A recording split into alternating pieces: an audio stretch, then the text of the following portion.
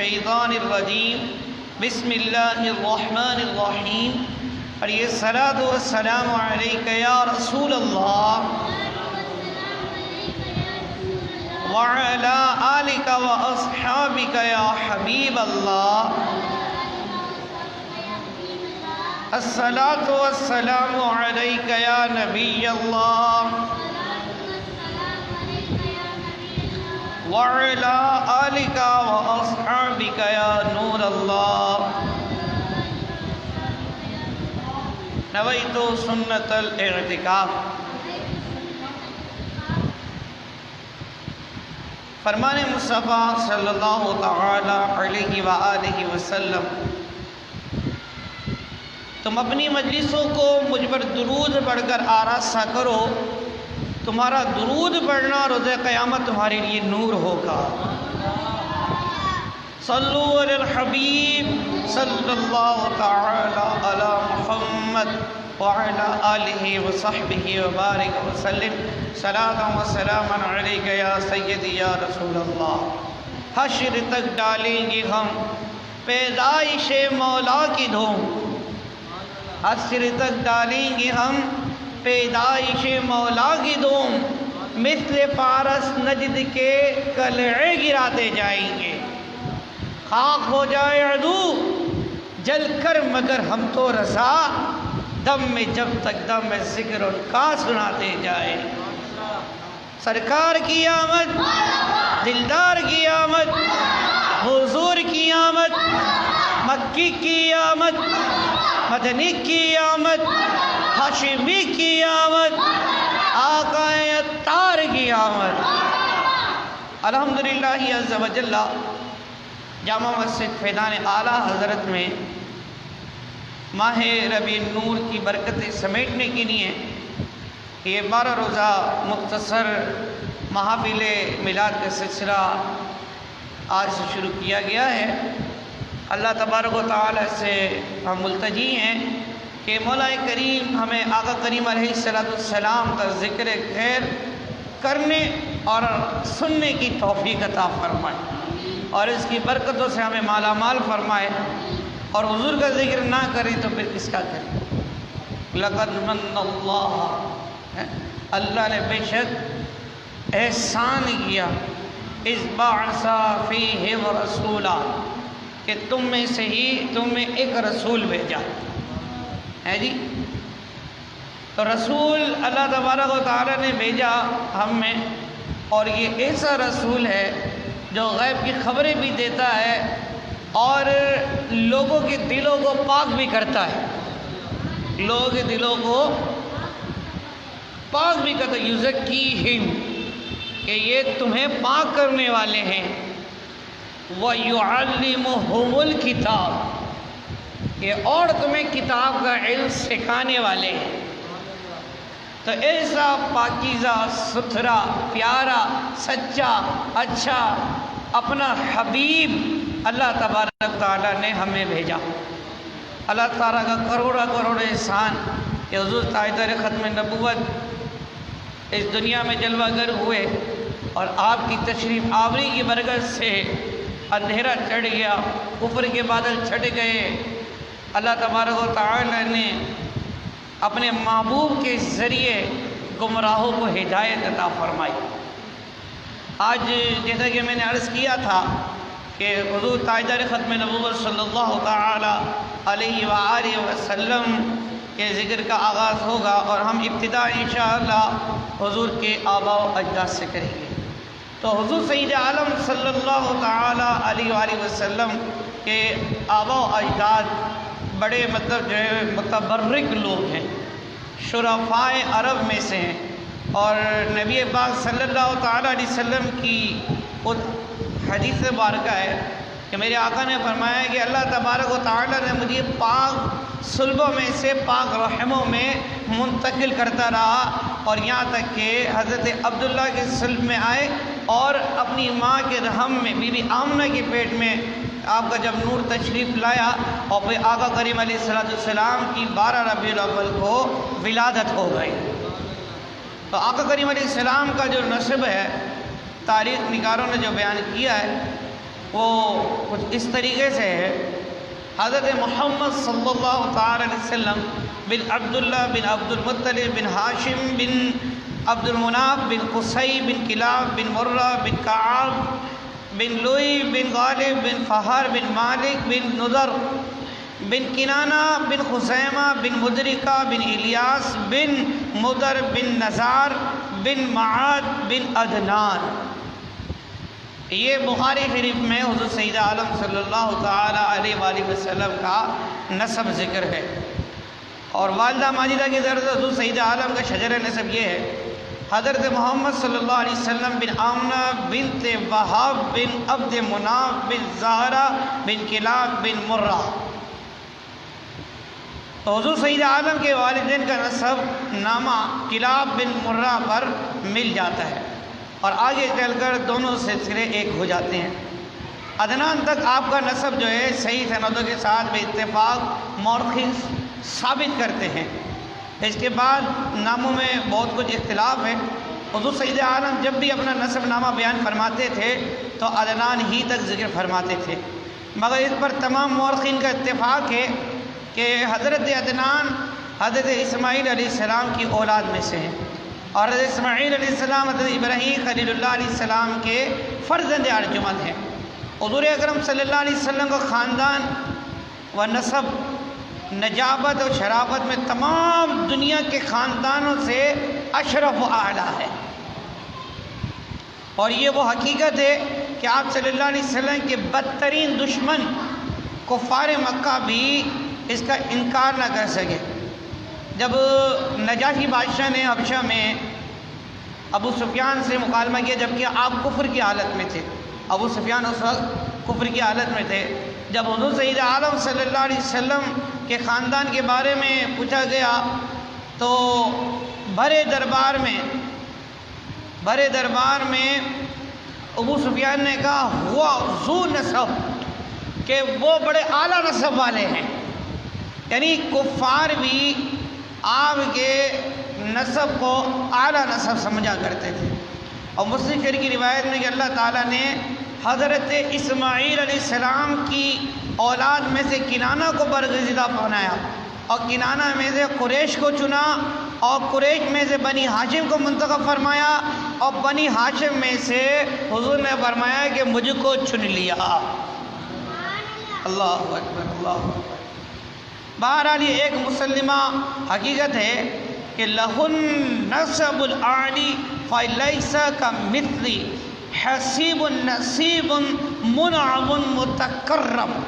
یعنی حضور انور صلی اللہ علیہ وسلم کا خاندان اس قدر بلند مرتبہ ہے کہ کوئی بھی حسب و نسب والا اور نعمت و بزرگی والا آپ صلی اللہ علیہ وسلم کے مثل نہیں ہے. حضور اقدس صلی اللہ علیہ وسلم کے خاندان نبوت میں سبھی حضرات اپنی گوناگون خصوصیات کی وجہ سے بڑے نامی گرامی ہیں، مگر چند ہستیاں ایسی ہیں جو آسمان فضل و کمال پر چاند تارے بن کر چمکے. ان باکمالوں میں سے فہر بن مالک بھی ہیں. ان کا لقب قریش ہے. فہر بن مالک کا فہر جو ہیں ان کا لقب تھا قریش. کیا لقب تھا ان کا؟ قریش. اور ان کی اولاد قریشی یا قریش کہلاتی ہے. فہر بن مالک قریش اس لیے کہلاتے ہیں کہ قریش ایک سمندری جانور کا نام ہے جو بہت ہی طاقتور ہوتا ہے اور سمندری جانوروں پر غالب رہتا ہے، اور یہ تمام جانوروں پر غالب رہنے کی وجہ سے یوں سمجھ لیں سمندری جانوروں کا لیڈر ہے. چونکہ فہر بن مالک اپنی شجاعت اور خدا داد طاقت کی بنا پر تمام قبائل عرب پر غالب تھے، اس لیے تمام اہل عرب ان کو قریش کے لقب سے پکارنے لگے. چنانچہ اس بارے میں شمرخ بن عمرو حمیری کا شعر بہت مشہور ہے. وہ کہتا ہے کہ وَقُرَيْشٌ هِيَ الَّتِي تَسْكُرُ الْبَحْرَ بِهَا سَمِيتُ قُرَيْشٌ قُرَيْشًا. یعنی قریش ایک جانور ہے جو سمندر میں رہتا ہے، اس کے نام پر قبیلہ قریش کا نام قریش رکھ دیا گیا، کیونکہ قبیلہ قریش تمام قبائل عرب کے اندر ذو نسب بھی تھا اور سب سے اعلیٰ بھی تھا، سب سے طاقتور بھی تھا اور سب پر غالب بھی تھا. تو اس لیے قریش کے نسب کی منقبت ہر ایک نے پڑھی۔ حضور اقدس صلی اللہ علیہ وسلم کے ماں باپ دونوں کا سلسلہ نسب فہار بن مالک سے ملتا ہے، یعنی دونوں قریشی ہیں۔ اس لیے حضور اکرم صلی اللہ علیہ وسلم ماں باپ دونوں کی طرف سے قریشی کہلاتے ہیں۔ اور ہاشم حضور سید عالم صلی اللہ تعالیٰ علیہ وسلم کے پردادا، یہ بڑی شان و شوکت کے مالک تھے۔ ان کا اصلی نام عمر تھا، انتہائی بہادر، بے حد سخی اور اعلیٰ درجے کے مہمان نواز تھے۔ ایک سال عرب میں بہت سخت قحط پڑ گیا اور لوگ دانے دانے کو محتاج ہو گئے، تو یہ ملک شام سے خشک روٹیاں خرید کر حج کے دنوں میں مکہ پہنچے اور روٹیوں کا چورا کر کے اونٹ کے گوشت کے شوربے میں سرید بنا کر تمام حاجیوں کو خوب پیٹ بھر کر کھلایا۔ اس دن سے لوگ ان کو ہاشم یعنی روٹیوں کا چورا کرنے والا کہنے لگے، کیونکہ یہ عبد مناف کے سب لڑکوں میں بڑے اور باصلاحیت تھے۔ اس لیے عبد مناف کے بعد کعبے کے متولی اور سجادہ نشین ہوئے۔ حضرت ہاشم جو ہے کعبے کے متولی اور سجادہ نشین ہوئے۔ بہت حسین تھے، خوبصورت تھے، وجیح تھے۔ جب سن شعور کو پہنچے تو ان کی شادی مدینہ میں قبیلہ خزرج کے ایک سردار عمر کی صاحبزادی سے ہوئی، جن کا نام سلمہ تھا، اور ان کے صاحبزادے تھے عبد المطلب۔ مدینہ میں ہی پیدا ہوئے، کیونکہ ہاشم 25 سال کی عمر پا کر ملک شام کے راستے میں بمقام غزہ انتقال کر گئے۔ اس لیے عبد المطلب مدینہ ہی میں اپنے نانا کے گھر پلے بڑھے، اور جب 7 یا 8 سال کے ہو گئے تو مکہ آ کر اپنے خاندان والوں کے ساتھ رہنے لگے۔ حضور سید عالم کے دادا عبد المطلب کا اصلی نام جو ہے وہ ہے شیبہ۔ کس کس کو آج پہلی مرتبہ پتہ چلا ہے؟ صحیح ہے نا، فائدہ ہوتا ہے نا ایسی دینی محفلوں میں بیٹھنے کا، ہے جی، تو بیٹھا کرا کرے۔ تو حضور کے دادا کا نام کیا تھا؟ شیبہ۔ یہ بڑے ہی نیک نفس اور عابد و زاہد تھے۔ غار حرا میں کھانا پانی ساتھ لے کر جاتے اور کئی دنوں تک لگاتار خدا عز و جل کی عبادت میں مصروف رہتے۔ رمضان شریف کے مہینے میں اکثر غار حرا میں اعتکاف کیا کرتے تھے اور خدا عز و جل کے دھیان میں گوشہ نشین رہا کرتے تھے، یعنی بڑے مطلب اللہ والے تھے۔ رسول اللہ صلی اللہ علیہ وسلم کا نور نبوت ان کے پیشانے میں چمکتا تھا اور ان کے بدن سے مشک خوشبو آتی تھی۔ بولو سبحان اللہ۔ اہل عرب خصوصاً قریش کو ان سے بڑی عقیدت تھی۔ مکے والوں پر جب کوئی مصیبت آتی یا قحط پڑ جاتا تو لوگ عبد المطلب کو ساتھ لے کر پہاڑ پر چڑھ جاتے اور بارگاہ خداوندی میں ان کو وسیلہ بنا کر دعا مانگتے تھے، تو اللہ تعالیٰ دعاؤں کو قبول فرمایا کرتا تھا۔ یہ لڑکیوں کو زندہ درگور کرنے سے لوگوں کو بڑی سختی سے روکتے تھے۔ آپ نے سنا ہے نا کہ نبی پاک صلی اللہ علیہ وسلم کی آمد سے پہلے بچیوں کو زندہ دفن کر دیا جاتا تھا، تو حضور کے دادا عبد المطلب اس کے خلاف تھے۔ اس سے ان کی شرافت اور ان کی مطلب جو ہے خدا ترسی کا پتہ چلتا ہے، مخلوق خدا پر کتنے مہربان تھے کہ وہ عرب اس کو اپنا شعار سمجھتے تھے۔ مطلب بچی پیدا ہوئی نا، اس کو زندہ دفن کر دینا، اس کو مطلب جو ہے فخر سمجھا کرتے تھے۔ تو یہ حضرت عبد المطلب ان کو سختی سے روکا کرتے تھے۔ آپ مطلب چور کا ہاتھ کاٹ ڈالتے تھے، اپنے دسترخوان سے پرندوں کو بھی کھلایا کرتے تھے۔ اس لیے ان کا لفظ مطعم الطیر یعنی پرندوں کو کھلانے والا بنا۔ شراب اور زنا کو حرام جانتے تھے اور عقیدے کے لحاظ سے اللہ کو ایک مانتے تھے، ایک خدا کا عقیدہ رکھتے تھے جو مسلمانوں کا ہے۔ زمزم شریف کا کنواں جو بالکل پٹ گیا تھا، آپ نے اس کو نئے سرے سے کھدوا کر درست کیا اور لوگوں کو آب زمزم سے سیراب کیا۔ آپ بھی کعبہ کے متولی اور سجادہ نشین ہوئے۔ اصحاب فیل کا واقعہ آپ ہی کے وقت میں پیش آیا۔ 120 برس کی عمر پائی اور آپ کی وفات ہوئی۔ اصحاب فیل کا واقعہ کیا تھا؟ آئیے وہ بھی سماعت کر لیتے۔ حضور اکرم صلی اللہ علیہ وسلم کی پیدائش سے صرف 55 دن پہلے یمن کا بادشاہ ابرہہ ہاتھیوں کی فوج لے کر کعبہ ڈھانے کے لیے مکہ پر حملہ آور ہوا تھا۔ اس کا سبب یہ تھا کہ ابرہہ نے یمن کے دارالسلطنت صنعاء میں ایک بہت ہی شاندار اور عالی شان گرجا گھر بنایا، اور یہ کوشش کرنے لگا کہ عرب کے لوگ بجائے خانہ کعبہ کے یمن آ کر اس گرجے گھر کا حج کیا کریں۔ جب مکے والوں کو یہ معلوم ہوا تو قبیلہ کنانہ کا ایک شخص زید و غضب میں جل بھن کر یمن گیا اور وہاں کے گرجا گھر میں گندگی کر آیا، نجاست کر دی اور نجاست سے لت پت کر دیا اس گھر کو، گرجے گھر کو۔ جب ابرہہ نے یہ واقعہ سنا تو وہ تیش میں آب زبار ہو گیا اور خانہ کعبہ کو ڈھانے کے لیے ہاتھیوں کی فوج لے کر مکہ پر حملہ کر دیا، اور اس کی فوج کے اگلے دستے نے مکے والوں کے تمام اونٹوں اور مویشیوں کو چھین لیا۔ اس میں 200-400 اونٹ عبد المطلب کے بھی تھے۔ تو عبد المطلب کو اس واقعے سے بڑا رنج پہنچا، چنانچہ آپ اس معاملے میں گفتگو کرنے کے لیے اس کے لشکر میں تشریف لے گئے۔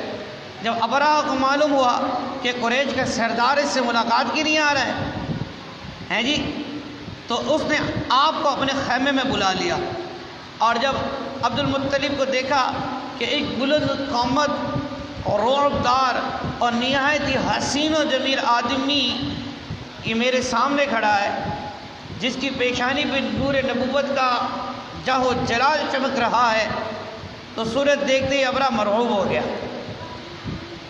روب میں آ گیا، اور فوراً بے اختیار وہ تخت سے نیچے اتر آیا اور آپ کی تعظیم و تکریم کے لیے کھڑا ہو گیا، اور اپنے برابر بٹھا کر دریافت کیا کہ کہیے سردار قریش، یہاں آپ کی تشریف آوری کا کیا مقصد ہے؟ تو عبد المطلب نے جواب دیا کہ ہمارے اونٹ اور بکریاں وغیرہ جو آپ کے لشکر کے سپاہی ہاتھ لائے ہیں، آپ ان سب کو ہمارے سپرد کر دیجیے۔ یہ سن کر ابرہہ نے کہا اے سردار قریش، میں تو سمجھتا تھا کہ آپ بہت ہی حوصلہ مند ہیں، کچھ مذاکرات کی بات کریں گے، میرے سے تھوڑی منت کریں گے کہ کعبے کے اوپر حملہ نہ کرو، کعبے کو نہ ڈھاؤ، اور آپ کی یہ بات سن کر تو میری نظروں میں آپ کا وقار کم ہو گیا۔ اونٹ اور بکری کی حقیقت کیا ہے؟ پتہ ہے میں کس مقصد سے آیا ہوں؟ میں کعبے کو ڈھانے کی وجہ سے آیا ہوں۔ فرعون لہجے میں کہنے لگا، میں کعبے کو ڈھانے کی نیت سے آیا ہوں اور کعبہ ڈھا کے رہوں گا۔ آپ نے اس کی گفتگو سنی، پھر عبد المطلب نے کہا مجھے اپنے اونٹوں سے مطلب ہے۔ مجھے کس سے مطلب ہے؟ مجھے اپنے اونٹوں سے مطلب ہے، کعبہ میرا گھر نہیں ہے، کعبہ میرا گھر نہیں ہے بلکہ خدا کا گھر ہے، وہ خود اپنے گھر کو بچا لے گا، مجھے کعبے کی ذرا بھی فکر نہیں۔ سن کر ابرہہ اپنے فرعونی لہجے میں پھر کہنے لگا، اے سردار مکہ سن لیجئے، میں کعبے کو ڈھا کر اس کی اینٹ سے اینٹ بجا دوں گا اور روئے زمین سے اس کا نام و نشان مٹا دوں گا، کیونکہ مکہ والوں نے میرے گرجے گھر کی بڑی بے حرمتی کی ہے، اس لیے میں اس کا انتقام لینے کے لیے کعبے کو مسمار کر دینا ضروری سمجھتا ہوں۔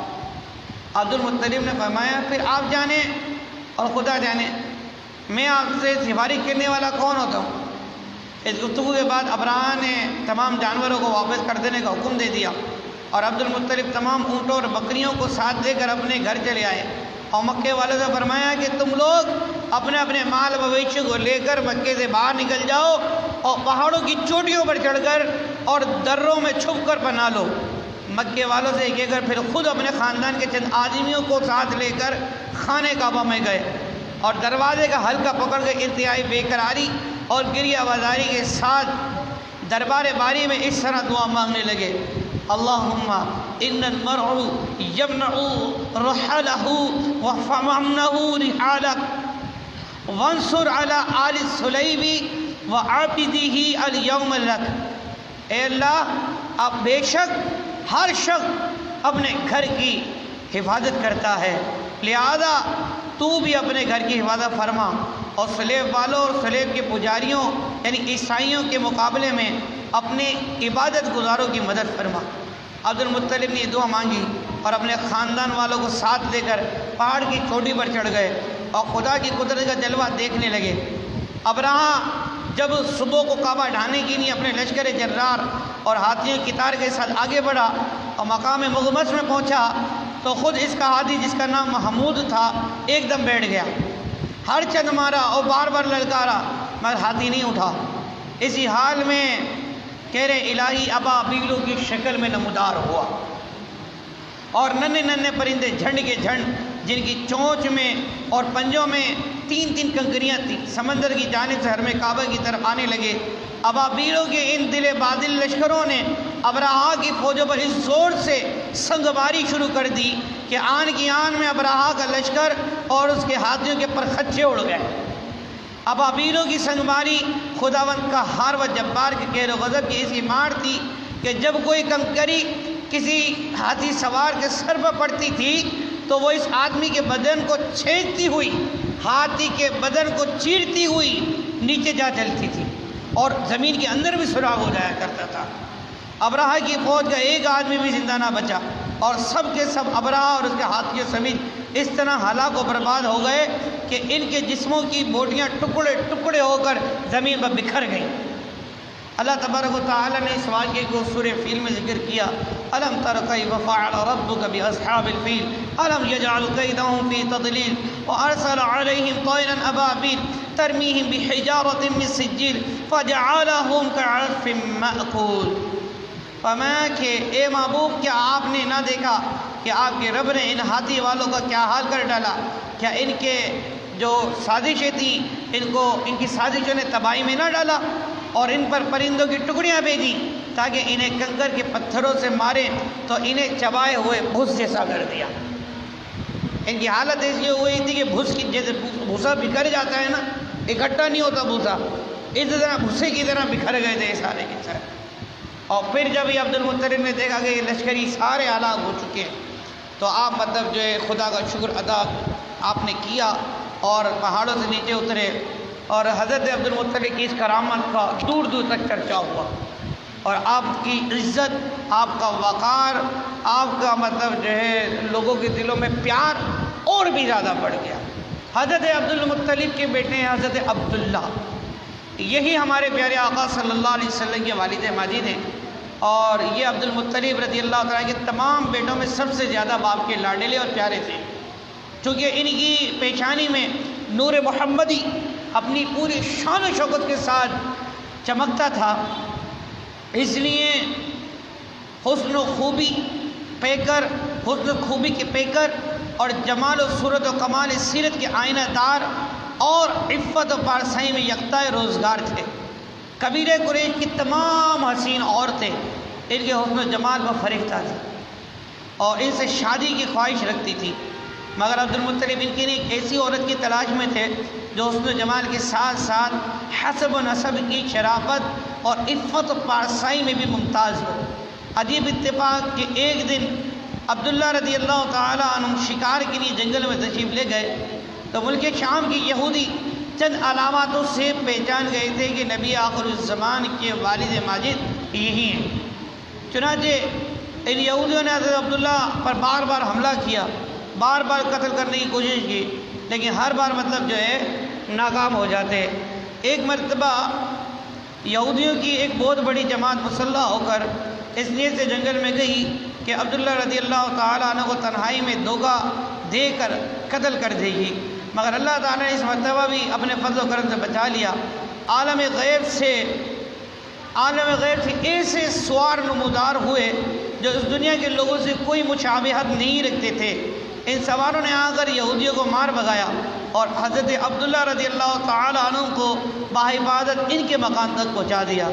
وہب بن مناف بھی اس دن جنگل میں تھے اور انہوں نے اپنی آنکھوں سے یہ سب کچھ دیکھا، اتنے ان کو حضرت عبداللہ سے بے انتہا محبت اور عقیدت پیدا ہو گئی کہ یہ ایسا مطلب شاندار لڑکا ہے کہ اس کی حفاظت کے لیے آسمان سے فوجیں آ رہی ہیں جی، تو یقیناً اس کے اندر کوئی نہ کوئی خاصیت ضرور ہے۔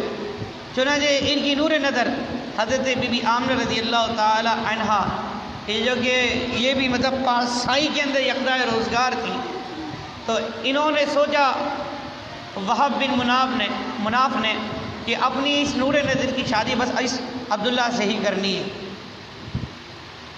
چنانچہ اپنے چند مطلب جو ہے رفیقوں کے ذریعے پیغام پہنچایا.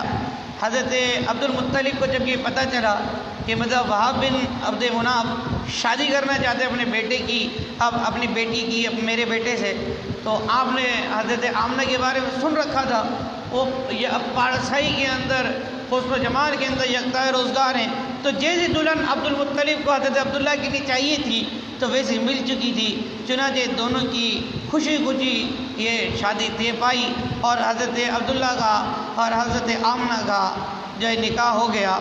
اور یوں ہی حضرت عبداللہ کی صلب سے نور محمد حضرت سیدہ آمنہ رضی اللہ تعالی عنہ کے شکم میں جلوہ گر ہوا. اللہ تبارک و تعالی کی ان پر رحمت ہو اور ان کے صدقے ہماری مغفرت ہو.